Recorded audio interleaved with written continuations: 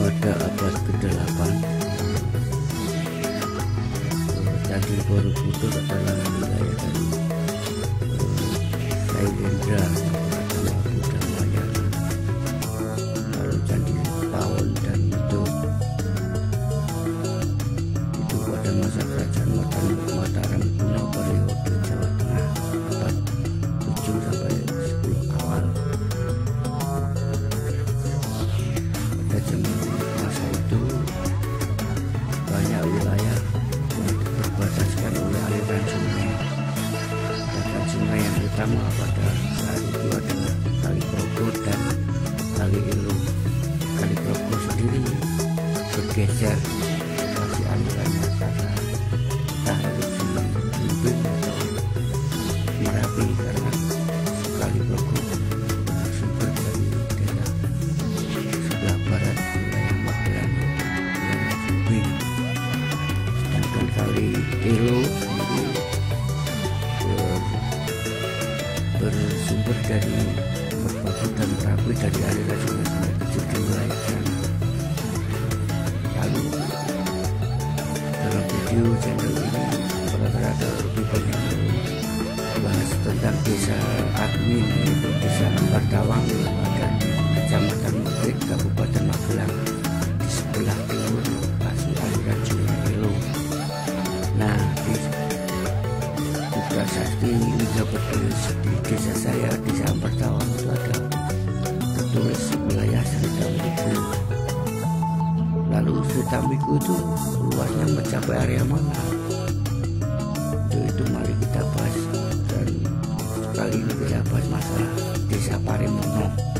Desa Parimono adalah desa yang ada di sebelah selatan desa Ampardawang, yang pada masa itu saya perkirakan mencakup hingga wilayah Rabiana. Wilayah Rabiana hingga ke utara, hingga ke Tampir dan seterusnya itu adalah merupakan wilayah Sanjaya. Dalam prasasti yang tertulis desa saya juga disebut tentang wilayah Wungkal. Wungkal adalah perbatasan, jadi batas antara Sanjaya dan Sailendra, wilayah Hindusiwa sama Mataram kuno, Mataram sama Damayana, Sailendra dan Sanjaya itu. Nah, candi Hindu yang paling dekat sama Candi Mendut alias Candi Buddha adalah di dusun Capian, desa Mendut, tapi di sebelah selatan desa Rabiana itu sama Candi Mendut berbatasan oleh Sungai Sinang. Sungai Sinang bermuara dari Sungai Pabelan Purba. Pabelan Purba adalah batas wilayah desa Parimono pada masa itu, batas sebelah timur. Sedangkan batas utara adalah Kali Progo Purba, Kali Gunjang Purba yang kini menjadi Kali Prasung. Kali Prasung berbatasan sama desa Ampardawang, batas desa Ampardawang dan Parimono pada abad ke-8. Desa Ampardawang berbatas utara di Sungai Mangu Purba. Mangu Purba sendiri bercabang dan cabangnya itu bermuara di Kaligung, yang Kaligung sendiri bermuara dari mata air Udal. Nah, di video yang lain sudah dibahas tentang desa Ampardawang. Sekarang kita fokus ke desa Parimono. Di ujung perbatasan sama desa Ampardawang itu ada bangunan bekas candi. Banyak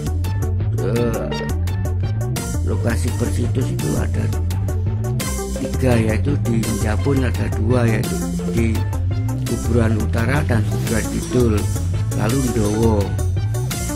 Nah, Ndowo sendiri pada masa itu adalah ada di desa pertemuan Sungai Gunjang Purba sama Kali Pabelan Purba. Dan candi yang Kuburan Kidul itu ada di tepi utara dari Pabelan Purba. Di sebelahnya Japun, iya Japun itu ada desa dusun Tirto. Tirto adalah petirtaan, karena dulu banyak kolam yang bertepian batu kotak dan alirnya didapat dari Sungai Kunjang, tepatnya di Sumur Gumuling, sudut barat desa dusun Japun. Aliran sungai ke petirtaan disebut sebagai prasungai, maka Kali Kunjang Purba disebut diyakini sebagai kali prasung. Di sebelah barat dari dusun Tirto ada dusun Gamol. Di sana ada petirtaan di tepi sungai, tepinya sungai Prasung tadi, yang itu di sebelahnya. Lalu bila dari sebelahnya lagi kan pada masa itu Sungai Kelo jadi batas yang sebelah barat dari desa Parimono hingga ke Tampir. Nah, itu lokasi untuk melarung abu jenazah kremasi. Kemungkinan ada yang di dusun Grandegan, wilayah desa Parimono. Itu di seberangnya ada desa Pasuruan, tepat di seberangnya Grandegan itu ada dusun Nampe. Di sana ada Sumur Gumuling yang merupakan bekas petirtaan bagi Candi apa entah di sana. Batuk. Nah, lalu di Rabiana, yang kita kembali ke Japun Tirto, lalu Simping sendiri merupakan filosofi dari wayang yang ada di kanan kiri dari gunungan wayang kulit itu loh, yang di depan dalang itu.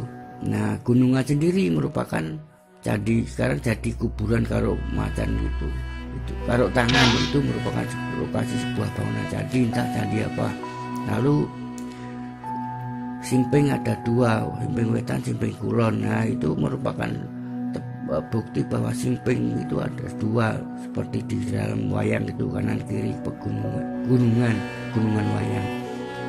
Gunungan wayang adalah candi karo tangan tersebut.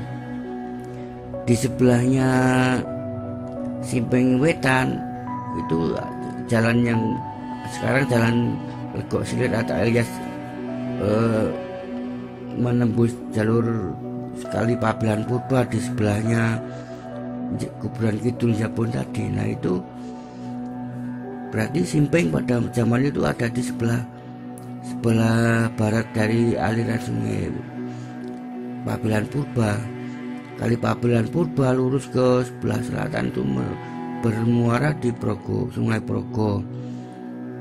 Di tepi kirinya itu sebelum muara ke Progo itu ada situs bekas bangunan candi di Dusun Paren, Desa Progowati.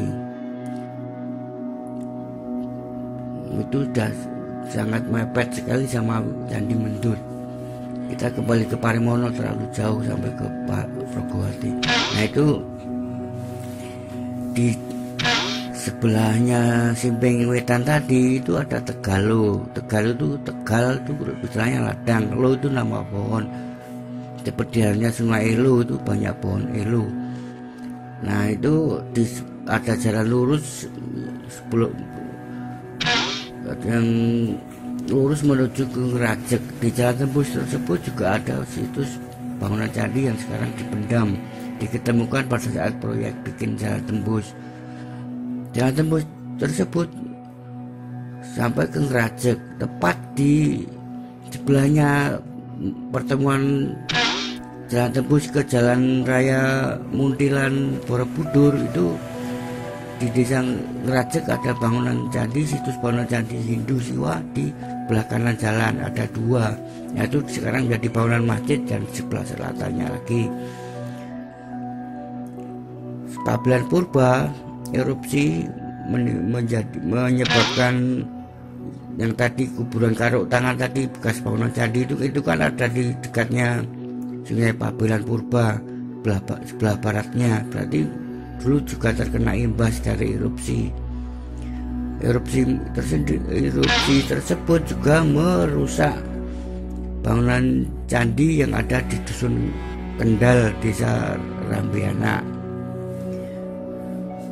Desa Rambiana mempunyai situs itu di Dusun Kendal, candi yang sudah kena erupsi itu dari erupsi di Pabelan Purba sama bangunan sekarang jadi bangunan candi. Bangunan masjid di Rambiana tadi itu, jalan di kanan jalan Blaba ke Candi Mendut. Di sebelahnya itu ada Dusun Karanganyar. Karanganyar adalah etimologi dari perpindahan dusun karang. Karang adalah bukit. Nah itu dulu ada, yang sekarang lokasinya karang tersebut di Desa Rambiana menjadi kuburan entah siapa, Raden Said atau siapa itu juga saya perkirakan merupakan bekas bangunan candi yang terkena erupsi oleh erupsi Merapi yang mengalir, erupsinya terjadi di Sungai Kunjang Purba tadi, Prasung. Sungai Prasung kan sehingga sampai ke bermuara di Sungai Elo di Dusun Desa Rambiana tadi. Jadi kuburan Karang Rambiana itu adalah candi yang rusak terkena erupsi, lalu pindah ke sebelah timurnya menjadi di Dusun Karanganyar. Di sebelah Karanganyar, setelah Karanganyar itu sebelum Desa Mendut itu ada Dusun Saron.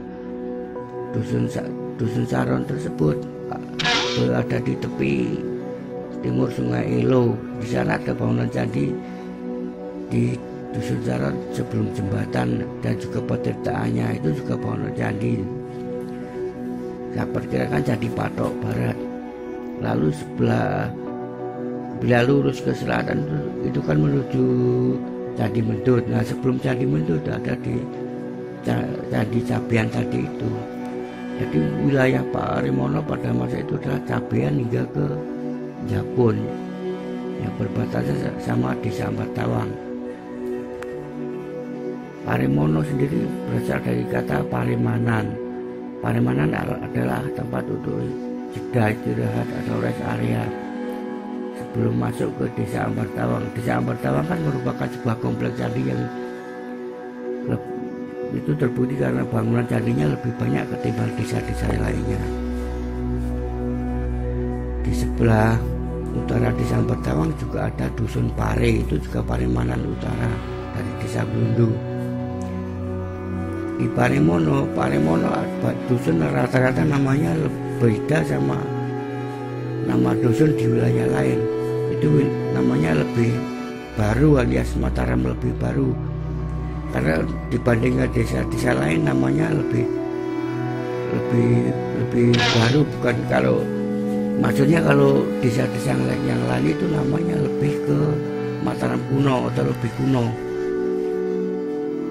Di Parimono ada Trojayan, Namengan dan sebagainya, itu merupakan sebuah nama pada abad ke pasca pindahnya Mataram dari Jawa Timur ke Jawa Tengah dan sudah di masa Sultan Agung dan seterusnya.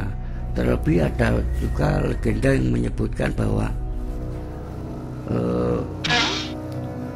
pernah ada itu siapa namanya nanti lupa, penguasa raja yang dari Keraton Solo itu loh. Nah, Keraton Solo kan pasca perjanjian Giyanti, berarti udah zaman Belanda itu. Itu yang pro sama penjajah dan musuh sama rakyat itu melarikan diri dan kata konon mampir di Desa Rambiana, Desa Parimono. Katanya Parimono kalau legendanya itu dulu beliau itu bertapa di dekat jalan tembus tadi yang ada situ candinya, tepatnya sekarang ada mata air yang jadi PDAM. Nah di sana bertapa, lalu tiba-tiba muncul padi.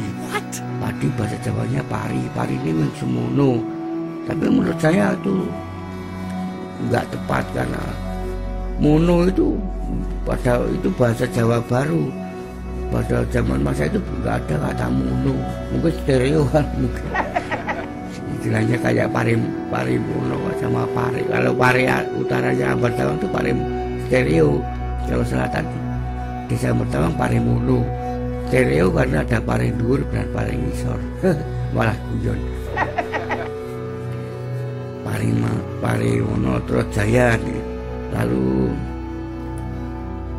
namanya itu mungkin dari kata tameng. Sedangkan gamol adalah nama jenis genre dari seni kerawitan Jawa. Pada abad tersebut kan, pada Mataram kuno kan wilayah desa ada hunian buat para pemusik Jawa.